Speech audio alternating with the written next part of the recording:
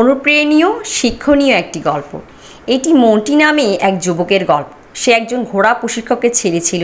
তার সারাটা দিন ঘোড়া আস্তাবল, রেস ট্র্যাক, খামার, ঘোড়ার প্রশিক্ষণে চলে যেত। ফলে মন্টির পড়াশোনার জীবন কর্মগত বাধাগ্রস্ত হয়। স্কুলে একদিন শিক্ষক মন্টি ও অন্যান্য শিক্ষার্থীদের তারা বড় হয়ে কী হতে চায় তা লিখে আনতে বললেন। সেই রাতে মন্টি ঘোড়ার খামারের মালিক হওয়ার বিষয়ে তার লক্ষ্য বর্ণনা করে একটি 7 পৃষ্ঠার কাগজ লিখল।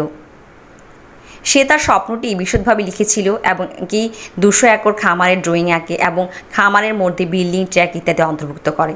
মন্টি একটি ঘোড়ার খামারের মালিক হওয়ার স্বপ্ন দেখেছিল।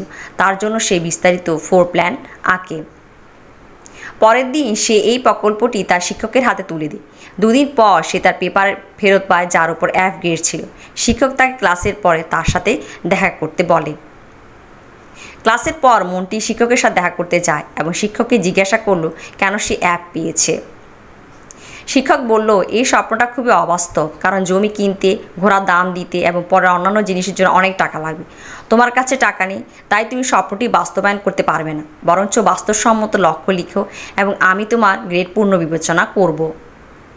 সেই দিন মন্টি অনেক চিন্তা করে বাবার কাছে গেল কি করবে।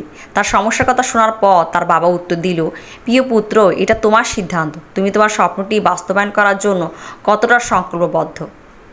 1 সপ্তাহ পর যখন মন্টি আবার কাগজ জমা দেয়, সে সেই কাগজটি দিয়েছিল যা সে আগে দিয়েছিল। তাতে কোনো পরিবর্তন না করে শেষে লিখেছিল, আপনি F রাখতে পারেন এবং আমি আমার স্বপ্ন বাস্তবায়নে সংকল্পবদ্ধ।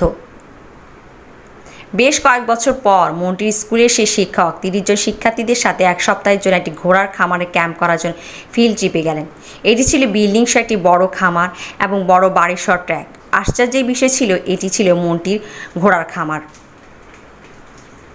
মন্টির শিক্ষক ফিল্ড ট্রিপ শেষ করে চলে যাওয়ার আগে মন্টিকে বলল, দেখো মন্টি, যখন আমি তোমার শিক্ষক ছিলাম আমি স্বপ্ন চুরিকারী ছিলাম এবং আমি অনেক শিক্ষার্থীদের সাথে এটি করেছি। সৌভাগ্যবশত তোমার কাছে যথেষ্ট মনোবল ছিল যে তুমি তোমার স্বপ্ন ত্যাগ করনি। গল্পের নৈতিক: আপনার স্বপ্ন পূরণে আপনার হৃদয়কে অনুসরণ করুন। কোনো স্বপ্ন খুব বড় বা খুব ছোট হয় না। স্বপ্ন পূরণে যেটা প্রয়োজন সেটা হলো এটি বাস্তবায়নের জন্য কঠোর পরিশ্রম করা।